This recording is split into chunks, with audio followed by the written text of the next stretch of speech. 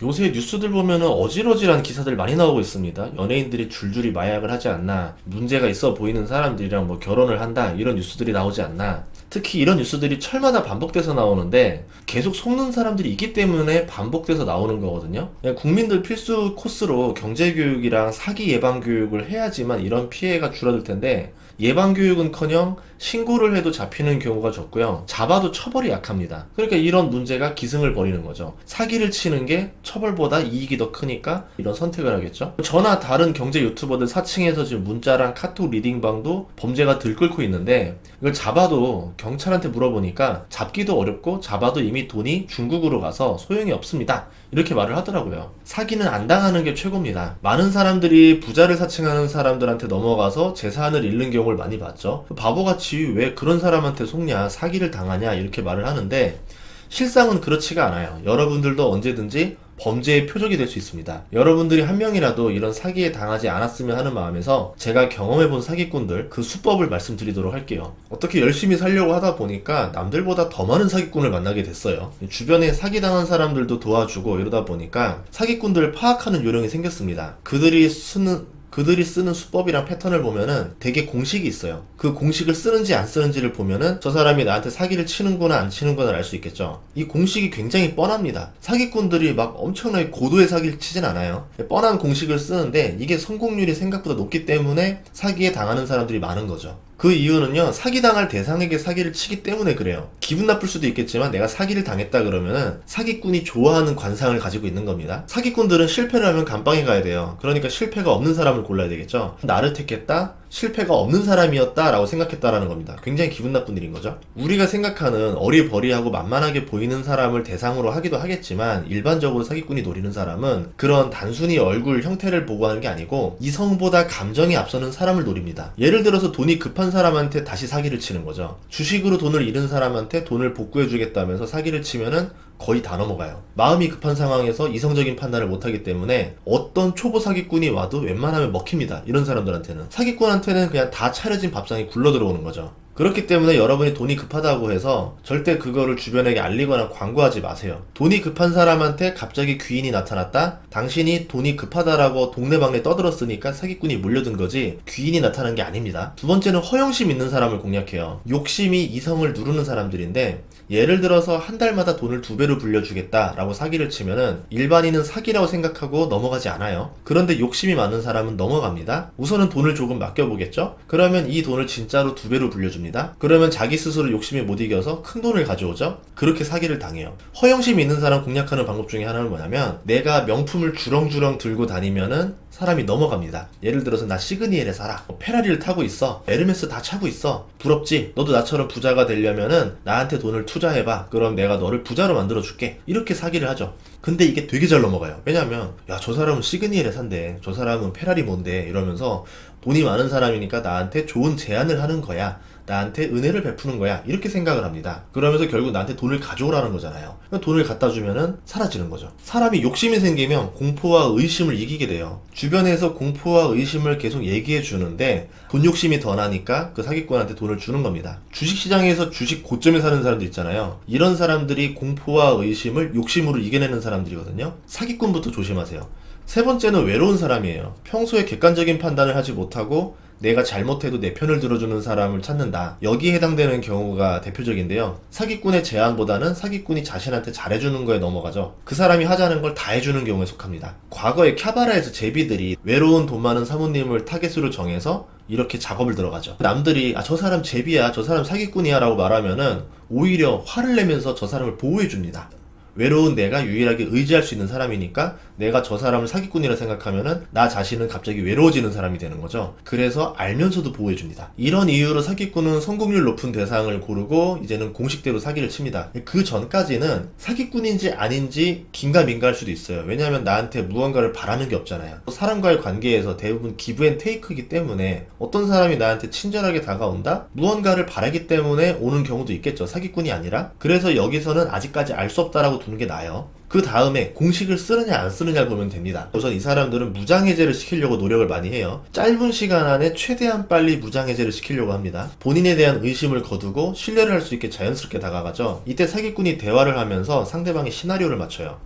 예를 들어서 저 사람이 외로운 사람이다, 욕심이 많은 사람이다, 돈이 급한 사람이다, 빨리 파악해야 되겠죠. 그 다음에 맞춤 멘트를 합니다. 사기꾼들 멘트를 보면요, 굉장히 간결해요. 본인에게 필요한 대화들만 딱딱딱 던집니다. 왜냐하면 본인에게 필요하지 않은 공식의 대화를 썼다가 오히려 여기서 묶이거나 이 사람이 이성을 찾으면 안 되기 때문에 필요한 대사들만 해요. 만약에 의심이 된다면은 이 사람이 원하는 멘트를 그대로 답만해주지 말고 여러분의 멘트로 한번 끌어보세요. 우회적으로 말을 한번 돌려보세요.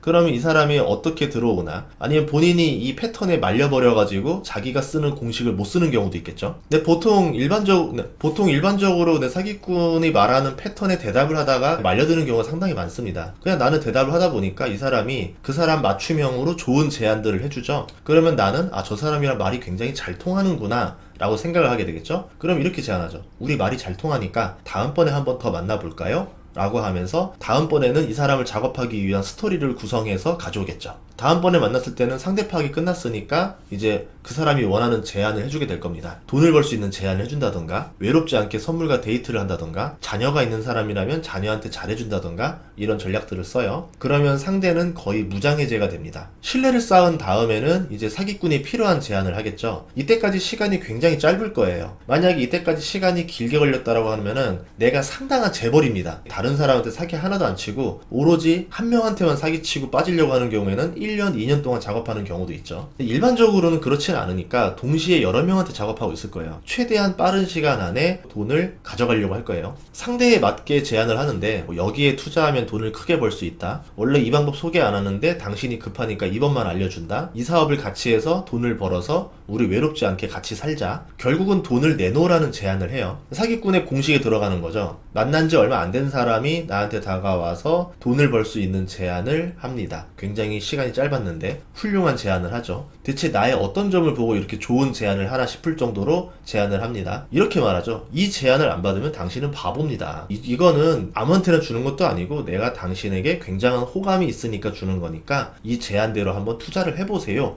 라고 부드럽게 연결을 하죠. 이게 사기의 기술이에요. 여기서 빠져나오지 못하면은 조금 더 고생을 하게 됩니다. 이미 밑작업이 끝났기 때문에 보통 대부분이 여기서 그냥 넘어가요. 빠르게 진행될 거예요. 이 작업 때는 여러분한테 돈을 최대한 빨리 받아내려고 할 거예요. 돈이 입금되는 시간까지 이성을 차리면 안 되기 때문에 빠르게 쪼겠죠. 욕심이라던가 공포라던가 애정을 최대한 강조하는 멘트를 써서라도 돈을 받아내려고 합니다. 계속 뭔가 쪼는 말을 한다. 그러면 저 사람은 사기꾼 기술인데 지금 후달려서 마지막 딜을 거는구나 라고 생각하면 됩니다. 그래서 의심이 간다면 시간을 좀 끌어보세요. 어차피 여러 명한테 작업을 하고 있기 때문에 단기간에 돈을 뜯고 달아나지 않으면 본인이 깜빵해 가잖아요. 그리고 사기꾼들 말투나 어조나 태도를 보면 굉장히 상냥할 것 같잖아요. 막상 그렇지 않습니다. 사기꾼마다 전략이 서로 다르고 스타일이 다르니까 모두가 이렇습니다 말할 수는 없는데, 제가 만났던 사람들은 그렇게 상냥한 사람들이 아니었었어요. 사람은요, 상냥한 사람한테는 낮게 보고 의심을 하듯이 물어볼 수가 있습니다. 그런데 강한 어조를 가지고 위압감을 주는 사람한테는 묻고 싶어도 묻지 못하죠. 높은 자리에서 이렇게 아래로 쳐다본다던가, 말투를 되게 짧게 한다던가, 고압적인 말투만 한다던가, 이런 식으로 하면서 본인에게 불리한 질문이 들어오면 대뜸 화를 내거나 소리를 칩니다. 자존감이 낮은 피해자들은 본인이 사기를 당했어도 돈을 달라는 말을 제대로 못하는 거죠. 반대로 사기꾼 입장에서는 여기에서 꼬치꼬치 물어보는 사람 가세요 라고 하면 되잖아요. 나는 너한테 사기 안 칠 거야. 성공률 높은 사람한테만 사기치면 돼 라고 하는 거죠. 이런 사람한테 사기치면 나중에 뒤탈이 나니까 사기꾼들을 보면은 나 잘났어 이런 뉘앙스로 자기 자랑, 고압적인 말투, 태도를 보여주죠. 그러다가 자기한테 돈을 주거나 할 때는 상냥하게 웃어주는데, 그러면 피해자는 또 그거에 흡족해가지고 만족해합니다. 그런데 이거는 일반적인 사기꾼들 이야기고, 여기보다 수준 높은 사기꾼들이 있거든요. 최고 사기꾼은 신고를 당하지 않는 사기꾼이 저는 최고라고 보는데, 사기를 당한 사람이 사기를 당하지 않았다라고 말하면은 사기가 아닌 거죠. 이게 사기의 최고봉이죠. 주식에서도 사기를 맞았는데 이 주식은 다시 꼭 오를 거라 믿으면은 나는 사기를 당한 게 아닌 게 된 겁니다. 그래서 종교를 활용하는 사기꾼들이 신고를 잘 안 당해요. 다른 방법은 피해자를 가해자로 만드는 방법이에요. 피해자가 가해자가 되면 자신도 처벌을 받으니까 신고를 못하죠. 피해자와 같이 사업을 하자, 아니면 너의 사업을 활용해서 돈을 많이 벌게 해줄게 라고 하면서 내가 도와줄게 라고 접근을 합니다. 막상 사기를 맞고 나면 명의가 자기 자신으로 되어 있죠. 피해자 자신이 가해자가 되어 있는 겁니다. 그러면 피해자가 다른 피해자를 돈으로 물어주거나 자기가 피해자한테 감방에 가야 되는 경우가 생기겠죠. 그리고 이 가해자는 어떤 명의도 쓰지 않았기 때문에 법리상으로 빠져나오기 좋아요. 오히려 진짜 가해자는 깜빵에 안 가고 엉뚱한 피해자가 깜빵에 대신 가는 거죠. 최근에 범죄 사건들 보면은 가해자 위에 가해자가 사기를 치는 경우가 되게 많거든요. 그러면 신고가 생각보다 적게 되는 거죠. 신고가 적으니까 범죄 금액도 적게 나오고 처벌도 가볍게 받습니다. 이 사기치는 금액이 얼마 이상으로 올라가면 특가법으로 들어가요. 그래서 신고 금액이 적게 나오면 사기꾼이 훨씬 더 유리합니다. 아니면은 돈의 일부만 갚아버려요. 그래서 이거는 사기가 아니다. 내가 돈을 갚으려고 했는데 정말 없어서 못 갚은 거다 라고 말합니다. 이렇게 주장하는 게 또 인정을 받아요. 그러면서 처벌을 줄이기도 하거나 무죄로 나오기도 합니다. 별의별 방법들이 다 있어요. 그래서 누가 좋은 제안이 있다 그러면은 그냥 10중에 10은 사기다라 생각하고 듣지 않는 게 좋습니다. 돈은 나 혼자 벌게 됐어 이렇게 생각하는 게 제일 좋고요. 돈을 벌 수 있는 좋은 제안을 아무 노력도 안 한 나한테 준다라는 것 자체가 말이 안 된다라 생각해야 되지, 뭐 내가 그동안 좋은 일을 해서 드디어 나한테 돈 벌 기회가 생기는구나 이렇게 생각하면 절대 안 됩니다. 돈을 노리지 않았으니까 저 사람은 나한테 좋은 사람이다 생각하는데 그것도 아니에요. 이 사람이 가지고 있는 사업을 활용한다던가 이 사람이 가지고 있는 지인들한테 사기를 치기 위해서 이 사람을 활용하는 거던가 아니면 이 사람을 감방용 총알바지로 쓰기 위해서 작전을 쓰는 거예요. 그렇기 때문에 돈 관련된 것들은 의심하고 의심하는 습관을 들이는 게 가장 좋습니다. 다음 시간에는 주식과 관련된 정보를 찾아뵙겠습니다. 이런 이야기 하는 게 좋은 게 아닌데 요새 세상이 흉흉해서 잠깐 이야기를 했습니다. 다음 시간에 뵙겠습니다. 구독과 좋아요, 알림 설정 부탁드릴게요. 고맙습니다.